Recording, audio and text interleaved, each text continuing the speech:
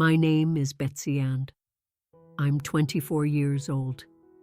I still live with my parents, even though I graduated from college 2 years ago and have a decent job at an insurance company. It's not that I can't afford my own place. I just never felt the rush to move out. My parents are good people, and honestly, living at home helps me save money. My younger sister Christina is 20 and in her second year of college. She lives in the next town over, about an hour's drive from our family home. Unlike me, she only comes back during holidays and breaks. Christina has it pretty easy. Our parents pay for everything: her tuition, her rent, food, money, spending cash. Everything gets handed to her on a silver platter. When I was in college, things were different. I had to work part-time jobs to pay for my own food and rent. I was lucky enough to get a partial scholarship that covered 70% of my tuition. So my parents only had to pay 30%. But I still remember those late nights working at the campus bookstore and weekend shifts at a local diner just to make ends meet. It wasn't fun, but it taught me the value of money. My parents, Mom and Dad, are both hardworking people. Dad works at a construction company as a supervisor, and Mom is a secretary at a law firm. They're not rich, but they've always managed to provide for our family. They own our house and have a small country house by the river that's been in the family for years. This year, though, money got tight. Dad had some health issues that kept him out of work for a few weeks, and Mom's hours got cut back. They started worrying about how they'd pay for Christina's education next year. I could see the stress on their faces when they thought nobody was looking. We need to figure something out. I heard Mom tell Dad one evening when they thought I was upstairs. Christina's tuition is due in 3 months, and we just don't have the money saved up like we usually do. Dad rubbed his forehead the way he always does when he's thinking hard. What about the country house? There's so much old stuff there that we never use anymore. That's when they came up with their plan. They decided to clean out the country house and sell everything they could. Over the next 2 months, they worked every weekend going through decades of accumulated belongings. There was an old fishing boat that hadn't been used in years. Furniture from when my grandparents were alive, old appliances, tools, and boxes of random household items. They sold the boat to our neighbor, Mr. Peterson, for $3,000. The old dining room set went to another neighbor for $800. Dad's collection of tools that he'd replaced over the years brought in another $1,200. Some of the furniture was in good enough condition to sell online, while other stuff they just sold for scrap metal. By the end of 2 months, they'd managed to sell almost everything. The total came to exactly $15,000 in cash. They kept it all in 20s, 50s, and hundreds in a large envelope. Christina had no idea this was happening, since she was away at college the whole time. Last Tuesday morning, Dad called me into the kitchen before I left for work. He was holding that thick envelope, and I could tell he was nervous about something. "Betsy, I need you to do me a favor," he said, placing the envelope on the table between us. "This is all the money from selling the stuff at the country house. $15,000. I need you to deposit it in our family account at the bank today." I picked up the envelope and felt the weight of all that cash. "Dad, this is a lot of money to be carrying around. Are you sure you want me to take it to work with me?" "I would do it myself, but I have back-to-back meetings all day, and your mother has that important client presentation. You're the only one who can get to the bank during business hours." I looked at my watch. I had about 10 minutes before I needed to leave for work, and the bank didn't open until after I'd already beat the office. "Actually, Dad, I can't make it to the bank today. I've got that big project deadline, and my boss specifically said he needs me there all day, but tomorrow's my day off, so I can go to the bank first thing in the morning. Dad nodded. That's fine. Just keep it somewhere safe tonight. When I got to my room, I looked around for a good place to put the money. My dresser seemed too obvious, and I didn't want to leave it just lying around. I settled on the top drawer of my desk. It had a bunch of old college papers and notebooks in it, so the envelope would be hidden underneath everything. When I got home from work that evening, I walked through the front door and immediately froze. There was Christina strutting around our living room like she owned the place, but something was different. She was wearing clothes I'd never seen before, expensive-looking jeans, a designer sweater, and boots that probably cost more than I made in a week. In her hands was a brand new phone, one of those latest models that cost over $1,000. Christina, I said, dropping my work bag by the door. When did you get home? And where did you get all that stuff? Did you actually get a job or something? Christina laughed, and it wasn't a nice laugh. Me work? Are you crazy? I'm not insane enough to get some crappy part-time job like you did in college. My stomach started to twist with a bad feeling. Then how did you pay for all this? Oh, I just borrowed some money from a secret location, she said with that same grin, waving her new phone around. Found myself a little treasure chest, you could say. Something clicked in my head. A cold, horrible realization washed over me. Without saying another word, I ran to my room, my heart pounding. I yanked open the desk drawer and frantically pushed aside all the papers and notebooks. The envelope was gone. The drawer was completely empty except for my old college stuff. I stared at the empty drawer for what felt like forever, but was probably only a few seconds. My hands were shaking as I searched through every single paper, hoping maybe the envelope had somehow slipped behind something. Nothing.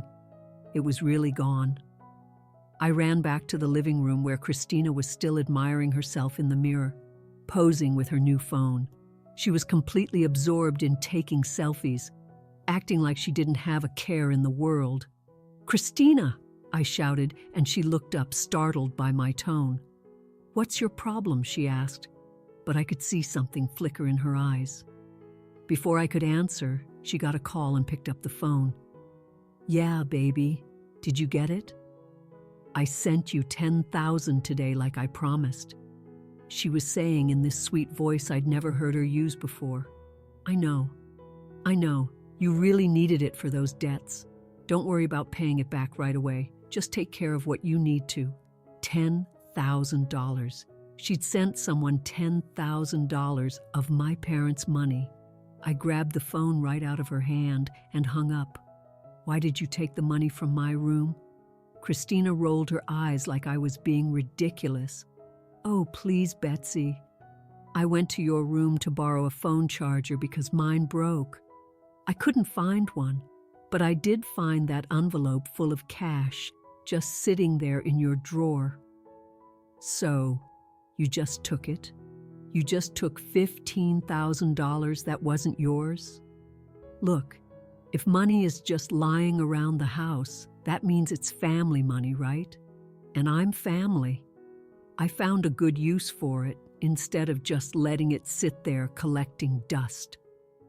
She shrugged like it was the most logical thing in the world. I was so shocked I couldn't even speak for a moment. Then Christina did something that made my blood boil.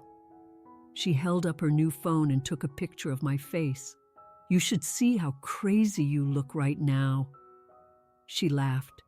"This is hilarious. Maybe next time don't leave money scattered around the house if you don't want people to use it." That's when I heard the front door open. Mom and Dad were home from work. "What's going on here?" Dad asked as he walked into the living room. He could probably tell from the tension that something was wrong. "Christina took the money from my room and spent it all," I said, my voice coming out higher than I intended. Mom's face went white. "What?" "Betsy, that's not funny. Don't joke about something like that." "I'm not joking, Mom," I said. "Look at all the stuff she bought. And I just heard her on the phone talking about sending $10,000 to someone. Christina's face had gone pale too, but she was still trying to play it off. "Whose money was it anyway?" she asked, but her voice wasn't as confident anymore. Dad's face was getting red, which was never a good sign. "We sold everything from the country house to get that money. It was for your college tuition next year. That was $15,000, Christina." Now Christina looked genuinely scared. "Wait, what? You sold stuff from the country house?" "We sold the boat, all the old furniture, Dad's tools, everything we could get rid of," Mom said, her voice shaking. "We've been working on this for 2 months because we couldn't afford your tuition otherwise." That's when Christina completely lost it. She started screaming and pointing at me. "I didn't take anything. Betsy spent the money herself and now she's trying to blame me. She's lying." I turned to my parents. "How much money do you think she could have spent just on the clothes she's wearing right now? And look at those shopping bags on the couch. They're full of new clothes with the tags still on them." Dad walked over to the bags and started pulling out items. Designer jeans, expensive tops, a leather jacket that probably cost more than his weekly paycheck. "There's more," I continued. "I heard her on the phone telling someone she'd sent them $10,000 today." "That's a lie," Christina screamed. "She's making it all up."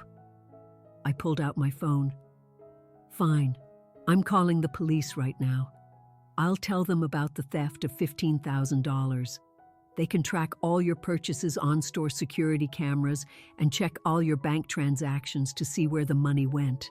Christina's face crumpled and she burst into tears. Okay, I took it. "But I thought it was Bet savings. I thought it was money she had saved up from her job." I stared at her in complete disbelief. "So? You thought my money was just free for you to take? You thought you could steal from me and there wouldn't be any consequences?" Even Mom and Dad looked shocked by what she just admitted. Dad's voice was scary, quiet. "Christina, that was money for your college education. We don't have any other money saved up for you." "What were you thinking?" Christina was crying harder. "Now, I can return the clothes to the stores. Most of them still have tags." "What about the $10,000 you sent to someone?" Dad asked. "Who did you give our money to?" Through her sobs, Christina managed to say, "I sent it to my boyfriend Derek. He had gambling debts and people were threatening him. He promised he'd pay it back someday." "Someday?" Mom's voice was getting louder. "Someday.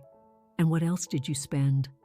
"I took my friends out to that expensive restaurant downtown. We spent about $1,500 there. That money is definitely gone." Mom sat down heavily on the couch. "I have always defended you, Christina. Always. When Betsy complained about you taking her things, I told her to share. When you got in trouble at school, I made excuses for you. But today, you have crossed every line possible." Christina ran out of the room crying, and I heard her bedroom door slam. Dinner that evening was the most uncomfortable meal our family had ever shared. Christina came down from her room with red, puffy eyes, but she didn't say a word. She just sat there picking at her food while the rest of us ate in silence. Finally, Dad put down his fork and looked directly at Christina. "Your mother and I have made a decision. We're not going to demand that you pay back the money you stole." Christina looked up with hope in her eyes, but Dad wasn't finished. "However, you're going to take a gap year from college starting next semester. You'll get a job and earn your own tuition money from now on. We won't be giving you another cent for education or anything else." "But Dad, I can't make that much money," Christina protested. "College is expensive. You should have thought about that before you gave away $15,000. Dad said firmly, "This decision is final and not open for discussion." Christina started crying again, but I couldn't help feeling satisfied. Finally, she was going to face some real consequences for her actions. That night, around midnight, I heard a soft knock on my bedroom door. It was Christina, and she looked desperate. "Betsy, please, I need to ask you something," she whispered, glancing back toward our parents' room. "What do you want? Could you lend me the $15,000? I promise I'll pay you back as soon as I graduate and get a real job. Please, you know how important college is to me." I stared at her in amazement. "Are you seriously asking me to give you money after what you did today? After you stole from our parents and ruined their plans? Come on, Betsy, we're sisters. Family helps family, right?" "No, Christina, absolutely not. You made your choice today." She stood there for a moment looking hurt, then turned and ran back to her room. I heard her door slam again. As I lay in bed trying to fall asleep, I started thinking about all the other times Christina had done stuff like this. When we were kids, she used to take my toys without asking. In high school, she'd borrow my clothes and sometimes return them damaged or not at all. She even used to steal money from my piggy bank when I was saving up for something special. Every time I complained to Mom and Dad, they'd say the same thing. "She's your little sister, Betsy. She doesn't mean any harm.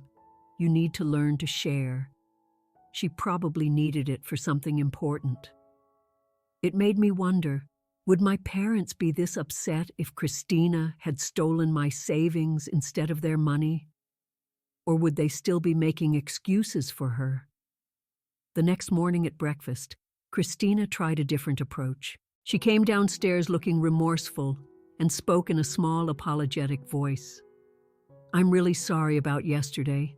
I know what I did was wrong, and I promise I'll never do anything like that again." Dad didn't even look up from his coffee. "Sorry doesn't change your decision. Christina, you're not getting another penny from us for school or rent, but I can't possibly make enough money to pay for everything myself." "That's something you should have considered before you spent our money," Dad replied coldly. "This conversation is over." Later that morning, Christina made a big show of packing her bags. She threw her clothes into suitcases loudly, making sure everyone could hear her stomping around upstairs. Then she dragged everything to the front door. "Fine," she announced dramatically. "If you don't want me here, I'll go live somewhere else where people actually care about me." And with that, she left. We didn't hear from her for an entire day. The next afternoon, the phone rang. It was Grandma, and she sounded upset. "Betsy, what happened over there?" Christina called me crying, saying y'all kicked her out of the house and won't let her finish college properly. She says you're the one who got her in trouble with your parents. I handed the phone to Dad, who explained the whole situation to Grandma. When he was finished, there was a long silence on the other end. "Oh my goodness," Grandma finally said. "I had no idea. Christina made it sound like you were all being unfair to her. She asked me to lend her money for school." "What did you tell her?" Dad asked. "I told her I'd think about it, but after hearing this story, there's no way I'm giving her a dime. In fact, I'm going to check my house right now to make sure she didn't take anything when she visited last month." Over the next few days, our phone kept ringing. Aunt Sarah called, asking why Christina was begging her for money. Uncle Mike called because Christina had shown up at his house with some story about needing help with college expenses. Cousin Jennifer called because Christina had asked her to co-sign for a student loan. Each time my parents had to explain the real story. Each time the relatives were shocked and refused to help Christina. A week later, Christina came back home on her own. She looked defeated and exhausted. "I went to everyone," she admitted, slumping into a chair in our living room. "All the relatives, my college friends, even some of Derek's friends. Nobody would help me." "Are you surprised?" Mom asked. "Look, I'll do what Dad wants. I'll take the gap year and work, but can I at least stay here so I don't have to pay rent?" If I have to pay for my own apartment too, I'll never save enough for college." Mom and Dad looked at each other, having one of their silent conversations that married couples do. "You can stay," Dad finally said, "but you follow our rules and you don't ask us for money for anything." 2 months after all this drama, I finally decided it was time to move out of my parents' house. I found a nice one-bedroom apartment about 20 minutes away and got all my stuff moved in over a weekend. It felt good to finally have my own space, especially after everything that had happened. Mom called me a few weeks later with an update on Christina. She got a job as a waitress at that family restaurant downtown. She's actually working really hard. She gives us her entire paycheck every week and only keeps her tips for spending money. I was surprised to hear that Christina was actually following through on working, but I was glad she was finally learning some responsibility. 2 months later, I went back to visit my parents on a Sunday afternoon. I was curious to see how things were going with Christina and her new job. When I walked into the house, I barely recognized my sister. The girl who used to strut around in expensive clothes and full makeup now looked completely different. Christina was sitting at the kitchen table in plain jeans and a simplet shirt, no makeup, no fancy manicured nails. She looked tired, really tired, but also somehow more real than I'd seen her in years. "Hey, Christina," I said, sitting down across from her. "How's the job going?" She sighed and rubbed her forehead. "It's hard work. My feet hurt all the time and some customers are really rude, but I'm getting better at it." Mom came into the kitchen and gave me a hug. Betsy, perfect timing. I was just about to tell Christina about the new account we opened for her. "What account?" I asked. Dad joined us in the kitchen, carrying his coffee mug. "We opened a special savings account for Christina. Every week when she brings us her paycheck, we deposit the entire amount into that account. She only keeps her tips for daily expenses." "The tips aren't much," Christina added. "Maybe $40 or $50 a week. I had to sell my new phone and get a cheap one just to have enough money for basic stuff." In Nodist, she was holding an old flip phone, the kind people used 10 years ago. It was quite a change from that expensive smartphone she'd bought with our parents' money. "We told Christina that she can't touch the money in that account for a full year," Mom explained. "After 12 months, we'll give her access to it, and then she can decide what she wants to do." "What do you mean, decide what to do?" I asked. Dad's expression got serious. "She can either use the money to go back to college or she can give it to that boyfriend of hers. But if she chooses the boyfriend, she's out of this house permanently." I looked at Christina to see her reaction, but she just nodded like she understood. "Speaking of Derek," Mom said, lowering her voice even though it was just family in the room. "I overheard Christina talking to him on the phone last week. He was asking her for money again." "What did you tell him?" I asked Christina. "I told him I don't have any money to give him." "He got really angry and said I was being selfish." Christina's voice was quiet. "He keeps saying that if I really loved him, I'd find a way to help him with his debts."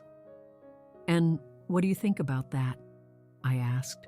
Christina was quiet for a long moment. "I think maybe Derek only likes me when I can give him things."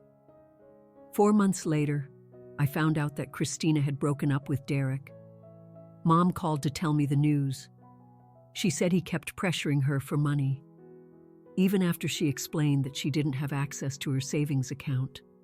When she refused to ask us for money, he started getting mean with her.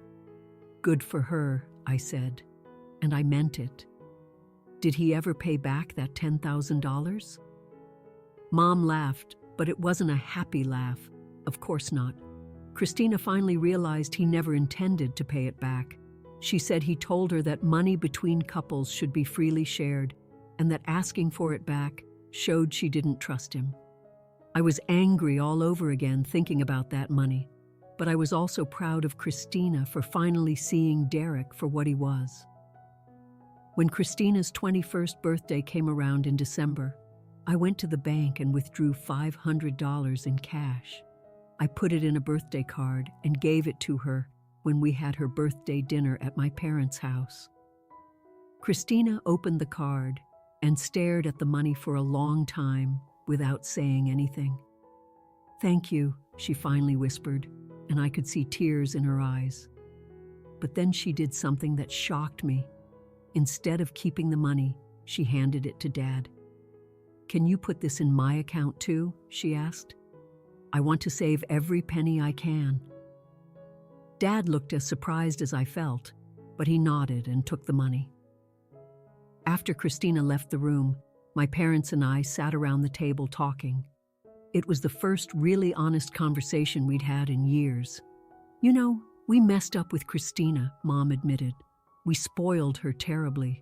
We always made excuses for her behavior and never made her face consequences." "Remember when she used to take money from Betsy's piggy bank?" Dad asked. "Wet old Betsy to stop complaining because Christina was just a little kid. We taught Christina that she could take whatever she wanted." "I'm glad you finally see it," I said, "but I'm also glad you're fixing it now, even if it took something this big to wake everyone up." All this time, my parents had been working on fixing up the country house. They'd been going there on weekends, painting and making repairs. In July, they invited me and Christina to spend a week there for a family vacation. It was the first time we'd all been at the country house together since they'd sold everything. The place looked completely different, cleaner, brighter, with new furniture they'd bought to replace what they'd sold. On the third night of our vacation, Christina and I were sitting on the porch looking out at the river. The sun was setting and everything was peaceful. "You know, I never really understood about money before," Christina said suddenly. "But now I know how hard it is to earn even $50. When I see something that costs $100, I think about how that's 2 days of work for me. That's a good way to think about it. I keep thinking about that $15,000 and how many hours Mom and Dad worked to earn it. And I just gave it away like it was nothing." Her voice was getting shaky. That was probably months and months of work for them. It was confirmed they worked extra hours and weekends to save up that money. "I wish I could take it back," she said. "All of it. The money, the way I treated you, everything." "You can't take it back," I told her, "but you can make sure you never do anything like that again." "I won't," she said firmly. "I swear I won't." Looking at my sister in the fading sunlight, I believed her. She looked different now, not just because of the plain clothes and lack of makeup, but because something had changed in her eyes. She looked like someone who finally understood that actions have consequences. "Christina," I said, "I'm proud of how hard you've been working." She smiled, and it was the first genuine smile I'd seen from her in months. "Thanks, Betsy. That actually means a lot coming from you." As we sat there watching the river flow by, I realized that maybe this whole terrible situation had been exactly what our family needed. It had forced all of us to face some hard truths and make some difficult changes. And maybe, just maybe, we were all going to be better people because of it.